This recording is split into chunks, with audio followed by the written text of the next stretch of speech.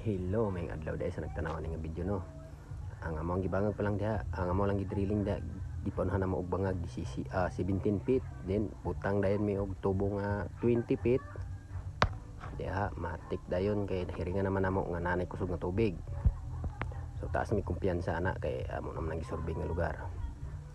Kay ang plano sa giyana diha magpigirihan siya diha skilid nya problema man niya ang tubig kay wala gyud tubig. Mo na nga nagpa-drilling siya.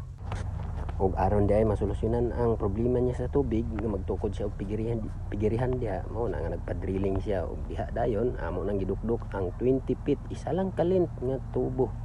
Kaya nakahiring nami nga naa nay tubig ug kusog na ang tubig. So nga among giuna di bangag na lang na siya 17 feet. So mo nang gahi na siya gi dukdok kay ang purpose ana para nga mala sira or muhuot siya dito silalom ug ang tubig gikan dito silalom ibabaw dili makasulod sa tong tubo og diha daday no pag human na tog paniod to diha po na lang din ang i-vacuum aron na makatinaw.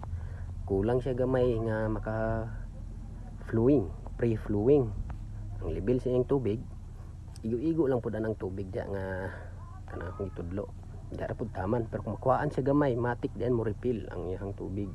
So among gihimo nag-vacuum namo sa hose murag ang senaryo niya ana pareha bitaw anang mag transfer ta og gasolina gikan sa container paingon sa litro.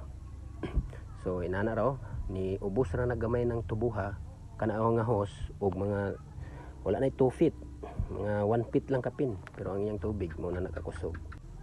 Og kana day nga trabaho ba no, isugda na mo nag alas 9 sa buntag og nahumana mo alas 2 sa hapon.